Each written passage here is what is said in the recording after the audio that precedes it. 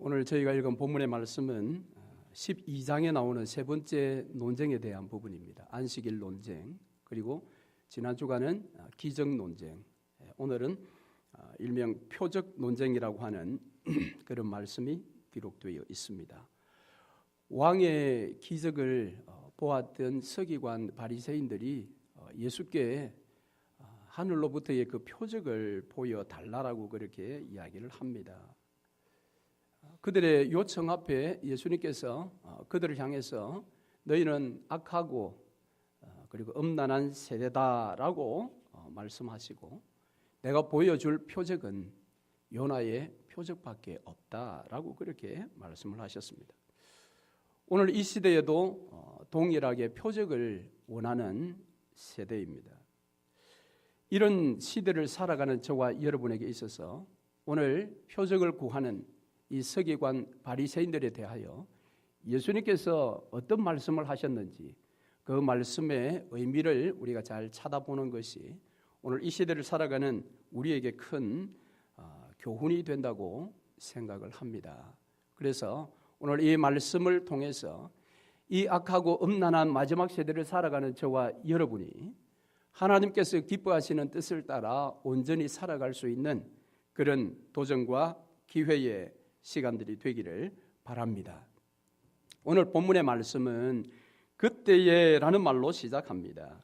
즉, 그 앞에 있는 기적 논쟁이 있었던 그때, 특별히 예수님으로부터 그 모든 죄는 다 사함을 받을 수 있지만 성령을 모독한 죄는 결코 사함받을 수 없다 라는 그런 경고를 말씀 들은 직후에 그들이 예수께 표적을 구하였던 것입니다. 여러분, 예수님께서는 이 표적을 구하는 그들이 어떤 의도에서 표적을 구하시는지를 정확하게 보고 계셨습니다. 여러분, 서기관 바리새인들은 왜 표적을 구했을까요? 그들은 정말 그 표적으로 말미암아 예수를 진짜 메시아로 인정하기 위함일까? 사실은 이 서기관 바리새인들의 마음은 예수가 파멸되기를 원하는 마음들이었습니다. 그래서 그들은 예수께서 결코 메시아 되심을 인정할 수가 없었습니다. 그들의 불신에서 오는 메시아로서의 증거를 지금 요구하고 있습니다. 사실 그들이 지금 방금 눈앞에서 본 것은 귀신 들려 앞을 보지 못하고 말하지 못하는 자, 그를 예수께서 성령의 능력으로 그를 보게 하셨고 말하게 하심을 보았습니다. 이것은 그들이 익숙하게 알고 있는 구약 성경이 계속해서 말씀하고 있는 마지막 시대에 메시아가 오시면 어떤 일을 할 것이다, 방금 이처럼 귀신에 억눌려 있는 이들을 자유케 하는 일을 할 것이다 라는 것을 잘 알고 있음에도 불구하고 그 일이 지금 일어났음에도 불구하고 그들 마음은 예수를 인정하고 싶지 않았던 것입니다. 그들은 예수의 메시아 되심을 인정하지 않기로 마음에 결정을 하고 작정을 한 자들입니다. 그래서 조그마한 꼬투리라도 잡아서 예수를 파멸로 밀어넣기 위해서 그들은 지금 표적을 또 구하고 있습니다. 그러나 오늘 본문의 말씀에 보면 그들이 선생님이여 라고 시작을 합니다. 마치 뭔가 정말 한번 배워보겠다라는 그런 어떤 뉘앙스지만 실상 그 말에는 고의적이고 사악한 의도가 들어있는 빈정거림의 호칭인 것입니다. 그들은 예수를 미워했습니다. 예수를 정오했습니다. 청년 예수가 나타나기 전에는 모든 백성들의 마음이 그들을 향해 있었는데 청년 예수가 나타나서 복음을 전한 뒤로는 모든 시선들이 청년 예수 쪽으로 흘러가는 것을 그들은 결코 가만히 앉아서 당할 수만은 없었던 것입니다. 그래서 마음에 미움을 가지게 되었고 정오심이 불타올랐고 안식일 논쟁으로 말미암아 그들은 드디어 예수를 죽이기로 그렇게 작정까지 했었습니다.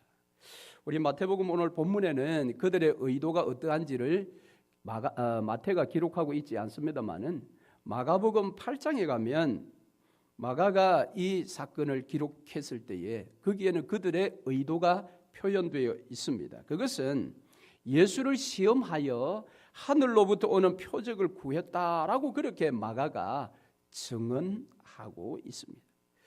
그 의도를 예수께서 꿰뚫어 보셨기 때문에 예수님은 그들에게 그들이 원하는 그런 표적을 보일 리가 없었습니다.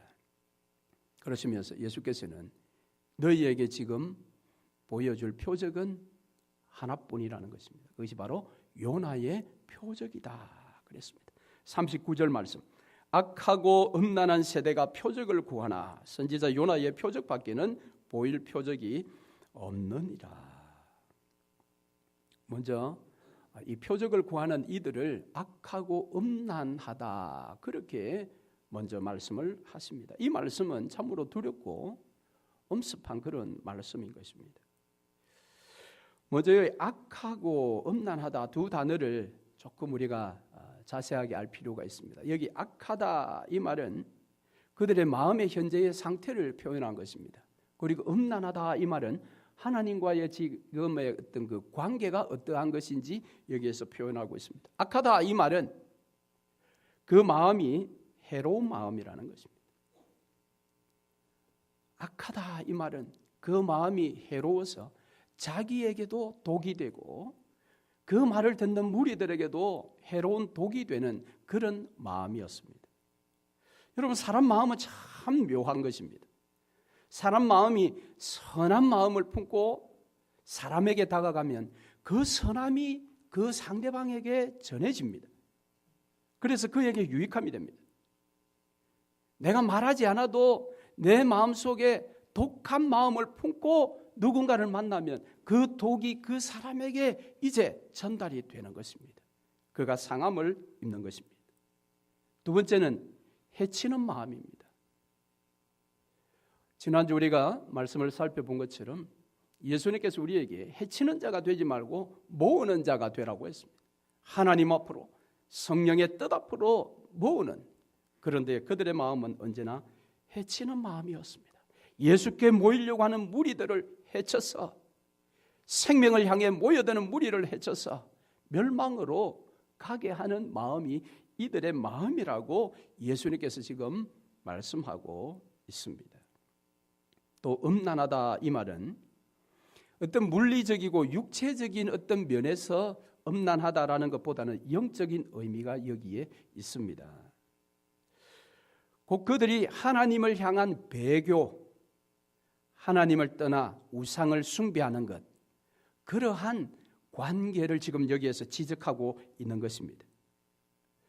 그들은 구약에서 여호와의 은혜로 말미암아 구원받은 백성이요 민족이 되었습니다. 그러나 그들은 끊임없이 하나님을 배반해서 애굽으로 돌아가기를 원했고 우상을 그들이 숭배했습니다. 그래서 성경은 그들을 향해서 영적으로 간음한 자다 그렇게 평가하는 것입니다. 그 내용이 기록된 것이 구약의 호세아서입니다. 이 호세아서에 나오는 호세아 선지자의 아내 고멜, 음란하여 남편을 떠나 이방 남자를 사귀며 그렇게 음란했던 이 고멜이 구약시대 이스라엘 백성들이요, 또 오늘 신약에 예수님 앞에 서 있는 이 서기관 바리새인들이 바로 그와 같은 음란한 자들이다 그렇게 말하고 있습니다. 하나님께서 언약을 세워서 그들을 거룩한 백성으로 삼아주셨는데 그들은 거룩하신 하나님을 떠나 세상 우상을 섬기는 음란한 그런 사람들이 되었습니다. 그래서 예수님을 신랑으로 온전히 사랑하며 거룩한 신부 되기를 거절하고 신랑 예수를 배척하고 그를 미워하고 그를 정오하고 그의 파멸을 위해서 악한 모의를 꾸미고 있는 그들이야말로 정말 음란한 자들이었습니다. 물론 그들이 표적을 구하는 그 자체가 무조건 잘못되었다라고 말할 수는 없을 것입니다. 왜냐하면 구약 성경에 이미 기도원이라는 사사가 하나님의 표적을 구한 일이 있었지요. 실상은 하나님께서 기도원이 구한 그 표적에 대해서 그렇게 좋은 마음은 아니셨습니다. 그러나 그가 진심으로 하나님의 뜻이 정말 어디 있는지를 다시 한번 확인하기 위하여 하나님 앞에 표적을 구하였고, 솜털을 내어놓고 이슬을 통한 하나님의 표적을 요구했을 때에 하나님께서는 그럼에도 불구하고 응답을 해 주셨지요. 그러니 한편으로 보면 이 표적을 구하는 그들의 의도와 목적이 더 중요했던 것입니다. 자, 이와 같은 정죄를 하시고 예수님께서는 이제 이 악하고 음란한 세대에 내가 보여줄 표적은 하나뿐이라고 말씀하시며 39절 이하의 말씀에 요나의 표적을 말씀하셨습니다. 이 요나의 표적은 우리도 잘 아는 것처럼 이스라엘 백성들 중에 이 서기관 바리새인들도 잘 알고 있었던 것입니다. 하나님께서 요나에게 동쪽에 있는 이방 도성 니느웨로 가서 복음을 전하라고 했습니다. 그러나 유대주의자 요나는 그것이 싫었습니다.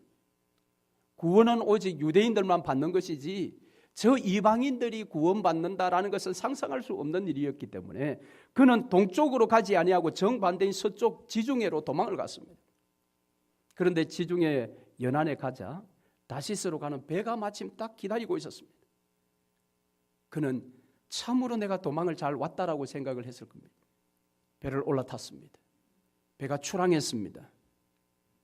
유유히 바다를 항해하는 배 위에서 요나는 그래 정말 나는 잘한 결정을 했어 라고 할 그때에 하나님께서 풍랑을 보내어서 배가 난파되도록 그렇게 유도를 하셨습니다. 그때의 선원들에 의해서 결론적으로 그가 바다에 던져졌습니다. 큰 물고기가 그를 삼켜서 그가 죽도록 했지만 놀랍게도 그는 3일 밤낮을 물고기 뱃속에서 살아있다가 하나님의 강력한 역사로 그 물고기가 그를 토해내었을 때 육지에 살아서 다시 나왔습니다. 그리고 그가 이제는 마음을 돌이켜 동쪽 니느웨 성에 가서 복음을 전했습니다. 그때에 니느웨 성의 사람들이 그 복음을 듣고 모두가 죄를 덮어쓰고 하나님 앞에 회개하여 구원받는 놀라운 역사가 일어났지요. 그것이 요나의 표적의 일입니다. 그런데 그 요나의 3일 밤낮에 물고기 뱃속에 들어가서 죽지 아니하고 살아난 그것은 장차 이 악하고 음란한 세대 서기관 바리새인들의 음모로 말미암아 십자가로 통해 죽게 될 예수 그리스도, 그래서 사망 가운데 갇혔지만 그가 3일 만에 사망의 권세를 깨뜨리시고 부활하실 것을 예표한다라고 그렇게 예수님께서 해석하고 있습니다. 그러니까 예수님은 표적을 구하는 악하고 음란한 세대 그들에게 부활이라는 표적을 지금 말씀하고 있습니다.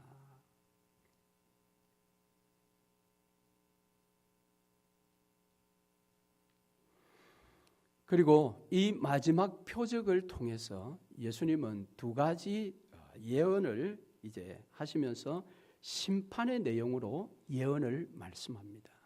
자, 그것이 무엇입니까? 오늘 우리가 읽은 본문 말씀 41절 이하에부터 두 가지 사건을 지금 이 악하고 음란한 세대의 요구와 비교하면서 지금 심판을 그들에게 예언을 합니다. 41절 말씀에 보면 심판 때에 니느웨 사람들이 일어나 이 세대 사람들을 정죄하리니 이는 그들이 요나의 전도를 듣고 회개하였음이 이언이와 요나보다 더 큰 이가 여기 있으며라고 했습니다. 어떤 면에서는 니느웨 사람들은 매우 정직한 사람들이었습니다. 너희들의 죄로 말미암아 너희들은 영원히 멸망받는다. 그러나 하나님께서 들려주는 이 복음의 메시지를 받을 때에 구원받게 될 것이다라는 그 말씀에 정직하게 자신들의 죄를 인정하고 그 하나님의 복음을 붙들므로 그들은 온전히 구원을 받았습니다. 그러나 그 요나보다 더 크신 이 예수님께서 오셔서 그들에게 표적을 보여주시고 말씀을 전하셨음에도 불구하고 그들은 예수의 가르침을 듣지도 아니했고 믿지도 아니했고 더구나 복종하지도 않았습니다. 더 심각했던 것은 바로 예수가 부활하셨음에도 불구하고 그 부활조차 그들은 거부했던 것입니다. 결코 그들은 회개하지 않았습니다. 그래서 장차 심판의 날에 이 니느웨 성 사람들이 그들을 정죄하게 될 것이다. 우리는 요나로 말미암은 복음을 듣고 구원을 받았는데 너희들은 메시아 되신 예수 그리스도의 가르침을 친히 받고도 그 예수를 거절하였으니 너희들이 멸망받아 마땅하다라는 그들의 심판의 정죄를 받을 것이다. 그렇게 말하고 있습니다. 두 번째는 남방 여왕과 솔로몬의 이 사건을 지금 이야기를 하십니다. 42절 말씀해 보니까 심판때에 남방 여왕이 일어나 이 세대 사람을 정죄하리니 이는 그가 솔로몬의 지혜로운 말을 들으려고 땅 끝에서 왔음이오니와 솔로몬보다 더 큰 이가 여기 있느니라. 이 남방 여인은 당시의 남쪽 에티오피아의 그 시바라는 여왕을 가리킵니다. 이 여왕이 당시에 이스라엘에 정말 지혜의 왕이 있는데 그의 이름이 솔로몬이라는 이야기를 듣고 그는 많은 대가를 지불하며 그 지혜의 왕 솔로몬에게 지혜를 듣기 위해서 찾아왔습니다. 그래서 바로 이 남방 여왕이 메시아의 그림자 된 솔로몬의 지혜를 듣기 위해서 많은 대가를 지불하고도 직접 와서 그 지혜 앞에 무릎을 꿇었던 이 여왕이 마지막 날 이 악하고 음란한 세대에 대하여 솔로몬보다 더 크시고 지혜의 근원이신 메시아 예수 그리스도의 지혜의 말씀 앞에서도 너희들이 마음을 닫고 그를 거절하였으니 너희들은 영벌에 처해져도 마땅하리라 이렇게 정죄할 것을 지금 예언하고 있습니다. 그렇습니다. 우리 예수님은 요나보다 더 크신 분이십니다. 예수님은 솔로몬보다 더 크신 분이십니다. 그러므로 오늘 우리는 이 심판의 예언을 잘 기억해야 합니다. 사실 니느웨 백성은 이방 민족이었습니다. 그들은 언약 바깥에 있는 민족이었습니다. 그러나 서기관 바리새인들은 달랐습니다. 그들은 선택받은 민족 가운데 있었습니다. 그러니까 그들에게는 선민적인 특권을 가지고 있었습니다. 뿐만 아니라 하나님의 계시의 빛을 받은 사람들입니다. 그것을 그들이 연구하는 사람들이었습니다. 그러나 이 니느웨 성의 사람들이나 남방 여인 이 시바 여왕은 희미한 빛 아래서 희미한 가르침 아래서도 철저히 회개하여 구원받았고 그 희미한 빛 앞에서도 솔로몬의 지혜를 듣고 그 앞에 무릎을 꿇고 복종하였던 것입니다. 그러니까 그들은 마지막 심판날에 핑계할 수가 없는 것입니다. 오늘 이 심판의 메시지를 저와 여러분에게 주신 메시지로도 여러분 받으시기를 바랍니다. 왜냐하면 이 마지막 우리가 살아가는 시대는 지금도 여전히 표적을 동일하게 구하고 있기 때문에 그렇습니다.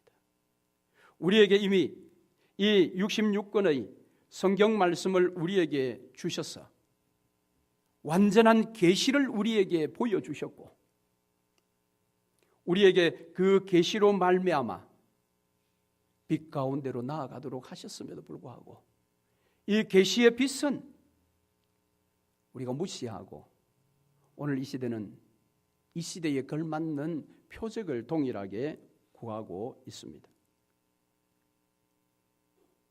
명심합시다. 저와 여러분은 요나보다 더 크신 예수 그리스도의 복음 앞에 철저히 회개하고 죄의 모양이라도 있으면 버려야 할 것입니다. 그래서 날마다 우리의 구원을 더욱더 왕성하게 이루어 가야 할 것입니다. 뿐만 아니라 남방 여인과 같이 어떤 대가를 지불하고서라도 모든 지혜가 담겨져 있는 이 성경의 세계 속으로 우리는 빠져들어가야 합니다.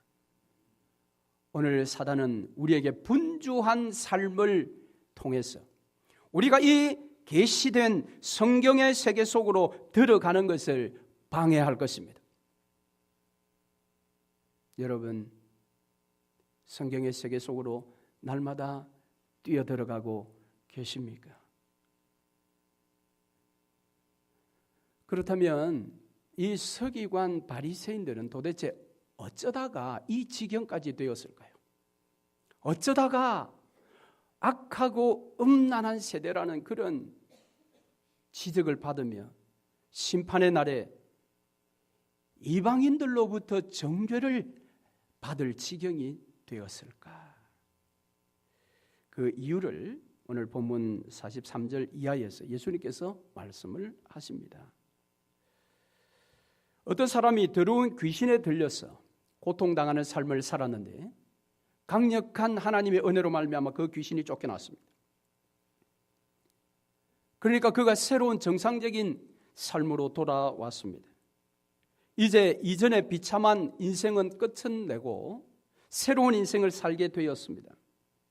그렇다면 그는 그토록 그 마음을 깨끗하게 해주신 하나님의 은혜에 감동되어 그 마음을 하나님께 내어드리고 하나님이 통치하시는 인생을 살아야 했었습니다. 그런데 놀랍게도 그는 그 놀라운 은혜를 받았음에도 불구하고 그 자신의 마음을 빈 공간으로 내버려 두었습니다. 쫓겨난 이 귀신이 광야로 나가서 살아보려고 했지만 힘들어서 자기가 나왔던 그 마음을 다시 보게 되었는데 다시 보니까 정말 깨끗하게 수리되고 청소되었는데 아무것도 채워져 있지 않았습니다. 그래서 그가 더 악한 7 귀신을 데리고 그 깨끗하게 수리되고 청소된 그 마음에 뛰어들었습니다. 여러분, 그 사람의 인생이 어떻게 되었겠습니까?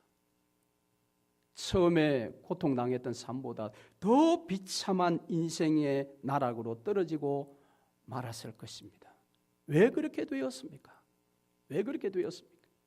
하나님의 은혜로 말미암아 새로운 인생, 새로운 삶이 시작되었다면 이제는 새로운 삶의 주인 되신 하나님께 자신의 삶을 내어드리고 예수의 영이신 성령을 그 마음에 충만히 채워서 성령의 다스림을 따라 남은 인생을 살아가야 하는데 하나님의 은혜를 받았음에도 불구하고 자신의 인생의 주인을 결정하지 않은 채 빈 마음으로 그대로 덩그러니 두었더니 오히려 사단이 그 마음을 더 악하게 활용해 버린 것입니다. 오늘 서기관 바리새인들이 그런 자들이었습니다. 그들은 하나님의 은혜로 말미암아 조상들로부터 언약을 받아 애굽의 신들을 다 물리치시고 하나님께서는 그들의 마음을 빈 마음으로 깨끗한 마음으로 거룩한 마음으로 만들어 주셨는데 그 마음에 그 하나님을 채우지 못하고 그 마음을 왕 되신 하나님께 드리지 못함으로 자신의 삶에 새로운 귀신들이 뛰어들어 그를 주장하게 된 것입니다. 사랑하는 성도 여러분, 저와 여러분은 예수 그리스도의 십자가의 은혜로 말미암아 이전에 우리를 지배하고 우리의 왕이었던 이 악한 세상의 왕들을 다 물리쳐 주셨습니다. 그래서 우리를 거룩한 백성으로 만들어 주셨습니다. 그렇다면 이제 우리의 빈 마음에 예수를 우리 인생의 왕으로 모시고 그의 다스림에 순종하며 그의 뜻에 날마다 부복하며 그 뜻을 따라 남은 생애를 살아가야 할 것입니다. 여러분, 그런 삶을 저와 여러분은 살아내어야 합니다. 그런 삶을 살아내는 자에게 하나님께서 오늘 특별히 예수를 통해서 약속하신 놀라운 축복이 있습니다. 그것이 무엇인가 하면 하나님의 가족이라는 일컬음을 받도록 해 주시는 것입니다. 할렐루야. 오늘 이 악하고 음란한 세대의 도전 앞에서 어제 요나의 표적, 부활의 표적을 선포하신 예수님께 오늘 놀랍게도 그의 어머니와 형제들이 찾아왔습니다. 그래서 무리들이 이야기를 합니다. 당신의 어머니와 동생들이 찾아왔다라고 말했습니다. 그때 예수님께서 놀랍게 이런 이야기를 하셨죠.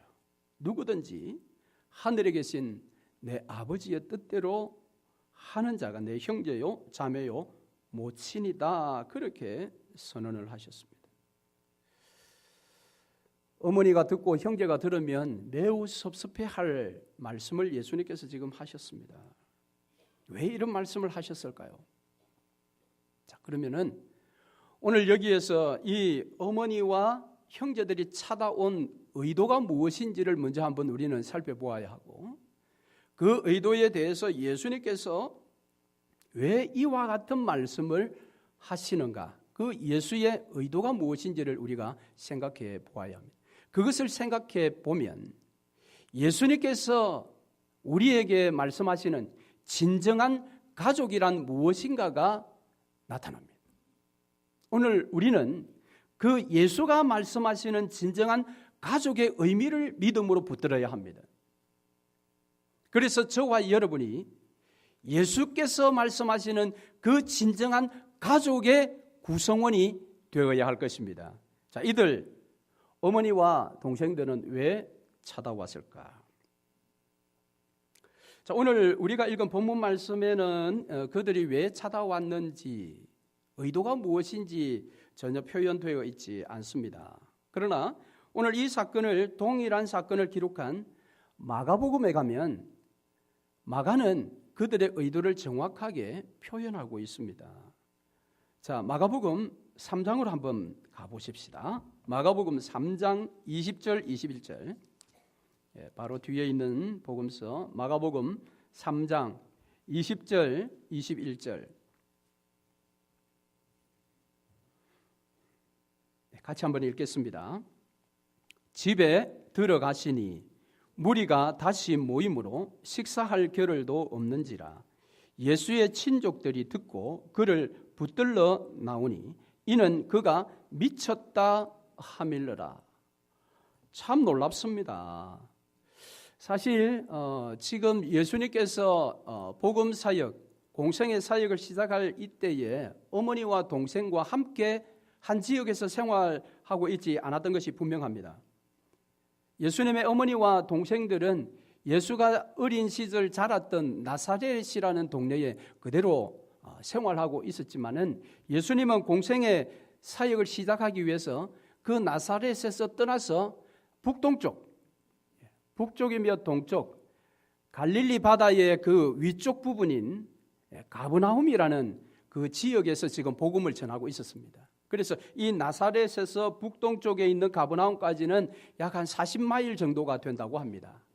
65km, 이 40마일 정도가 되는 그런 거리였는데, 이 어머니와 형제들이 나사렛에서 들을 때에 가버나움에 있는 예수가 식사할 겨를도 없이 이처럼 많은 일을 행하고 있다라는 것을 소문으로 듣게 되는 것입니다.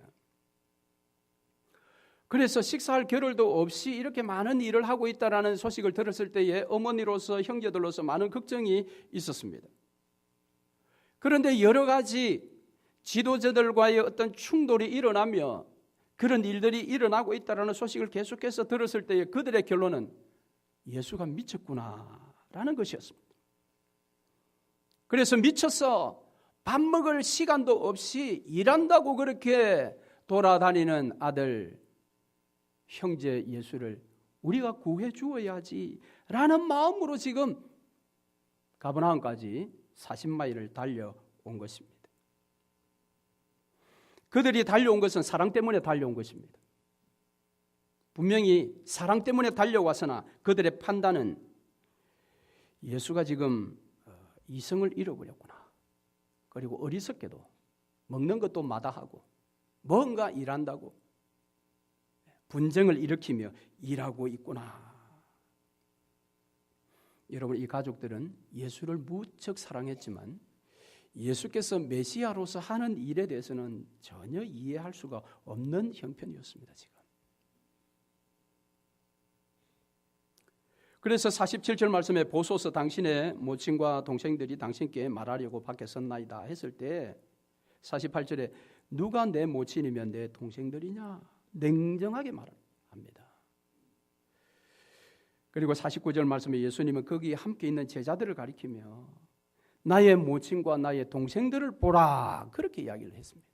그리고 오늘 본문 50절에 놀라운 선언을 하셨죠. 누구든지 하늘에 계신 내 아버지의 뜻대로 하는 자가 내 형제요 자매요 모친이라. 왜 예수님은 40마일을 달려왔어? 그것도 사랑의 마음으로 그 예수를 구해주겠다고 지금 달려온 어머니와 형제들에게 이런 이야기를 했을까?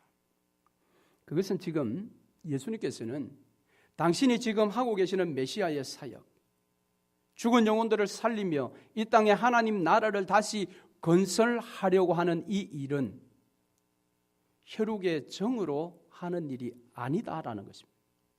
그것을 여기에서 분명하게 보여주고 있습니다.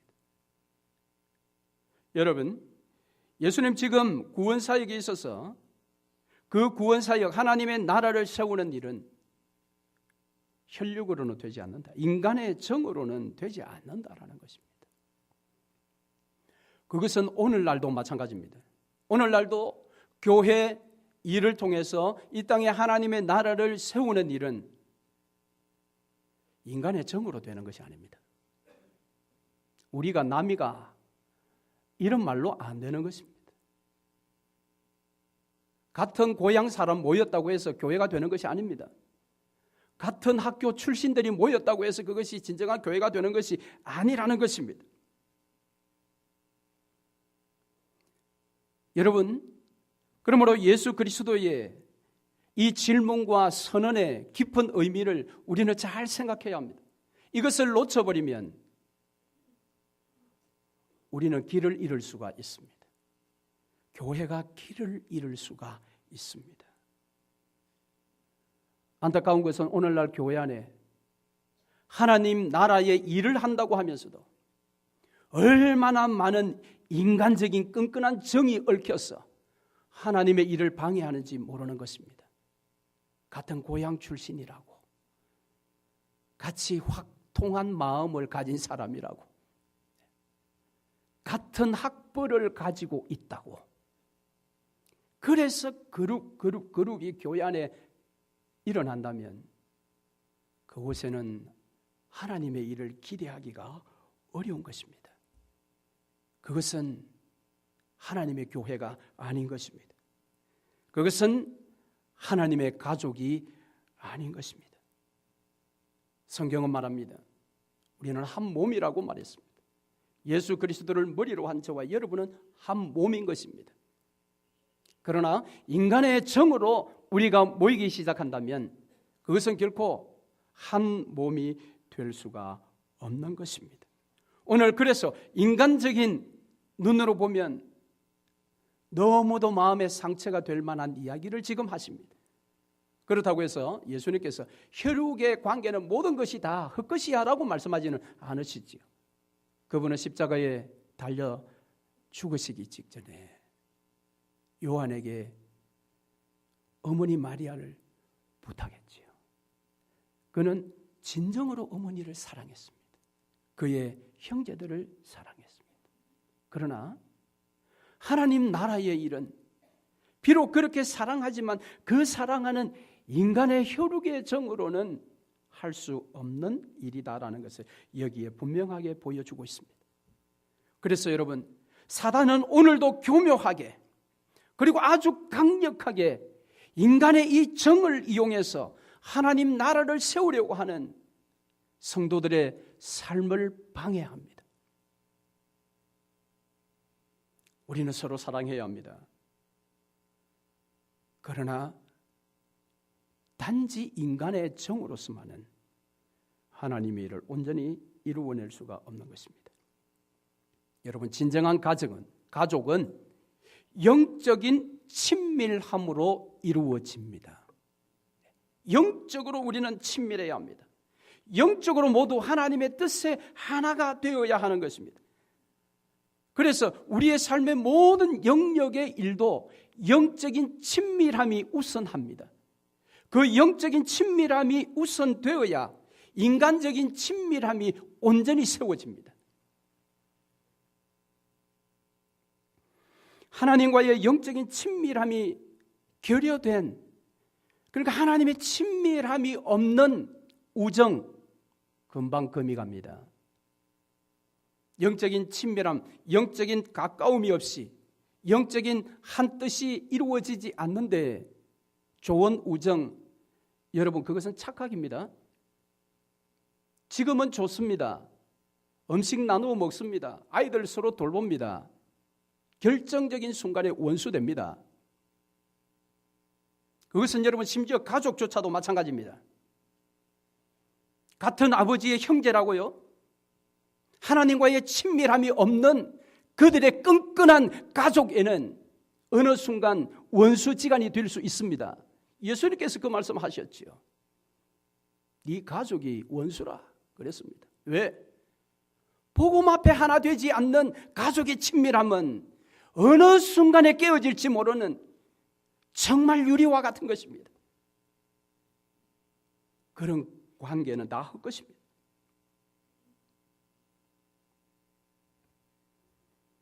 이것은 세상의 삶의 영역에서도 마찬가지입니다. 하나님과의 친밀한 영적인 관계가 세워지지 않았는데 여러분의 삶이 잘 되어 간다고요? 하시는 사업이 잘 되어 간다고요? 모래 위에 사상 누각입니다. 언제 무너질지 모르는 것입니다. 그것을 붙들면 함께 무너지는 것입니다. 함께 망하는 것입니다. 그러나 우리가 모두가 하나님을 먼저 경외하며 하나님의 뜻을 함께 붙들고 그것을 행한다면 그때야말로 우리가 진정한 가족이 되는 것입니다. 그때야말로 내 삶의 수평적인 삶의 모든 관계가 온전히 세워지는 것입니다. 그래서 예수님께서 무엇이라고 말씀하셨습니까? 요한복음 15장에 보면 아버지의 뜻대로 행하는 자가 내 형제고 친구라 그랬습니다. 그래서 여러분,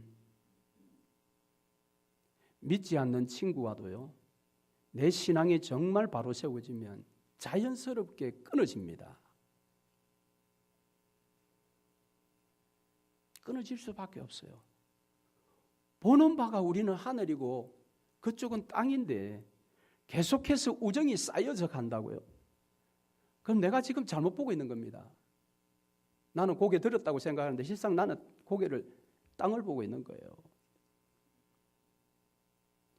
그렇다고 해서 안 믿는 친구들 다 끊으라 소리 아닙니다. 오해하지 마시고 무엇이 중요하며 무엇이 우선적인 것인가, 이것을 지금 이야기하는 것입니다.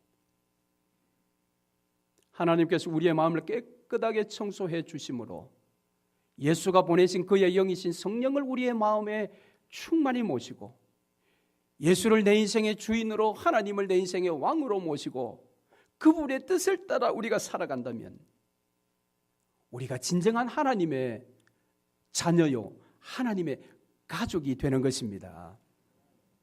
여러분, 하나님의 가족이 되는 것보다 더 인생에서 성공할 일이 무엇이 있겠습니까, 여러분? 하나님의 가족이 되는 것보다 더 큰 축복이 우리 인생에 도대체 무엇이 있겠습니까? 아무것도 없는 것입니다, 여러분. 저는 이 설교를 준비하며 지난 저의 한 55년의 인생 가운데서 내가 누구의 가족이 되었으면 좋겠다라고 내가 생각해 본 적이 있느냐, 제가 좀 생각을 해보았습니다. 근데 다행한 일인지 뭐 어떤 일인지 모르겠지만 그런 일은 없었습니다. 그러나 한 번씩 우리가 드라마나 영화를 보면 내가 저 가정에 태어났더라면, 저 가족의 일원이었더라면 이라는 그런 마음을 가질 때가 있지요. 여러분, 하나님의 가족 되는 것만큼 더 복되고 더 영광스러운 일이 어디에 있겠습니까? 그것이야말로 우리가 누려야 할 최고의 복이요 최고의 영광인 것입니다. 그런데 그것을 어떻게 누린다고요? 우리의 마음속에 성령을 충만히 채우며 예수를 내 인생의 주인으로, 하나님을 내 인생의 왕으로 모시는 인생이 될 때에 하나님께서 우리에게 너는 진정한 나의 가족이구나, 너는 나의 사랑하는 아들이요 딸이구나, 예수께서는 너야말로 나의 진짜 친구다, 네가 진짜 친구다. 친구 좋은 단어 아닙니까 여러분?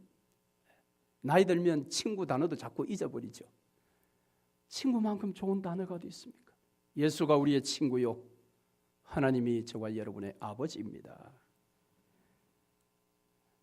그러므로 여러분, 사단이 오늘도 끊임없이 인간의 정을 가지고, 우리 같은 학교 졸업했으니까, 우리 같은 고향이니까, 같은 성격이니까, 같이 딸만 둘이니까, 이런 교묘한 사단의 역사는 땀 흘리셔도, 같은 아들 둘이니까, 또 딸만 두신 분 상처받으시면 안 되니까. 저와 여러분은 하나님의 가족입니다. 그러므로 오직 아버지의 뜻만 바라봅시다. 그리고 가족의 마음 아프게 하지 마세요. 가족의 마음 아프게 하지 마세요. 말씀하실 때 꼭 다시 한번 생각해 보시고. 그래서 저와 여러분이 하나님의 가족으로서 예수께서 우리에게 예비하신 하늘나라의 복을 풍성히 누리시는 저와 여러분 되시기를 주의 이름으로 축원합니다. 아멘.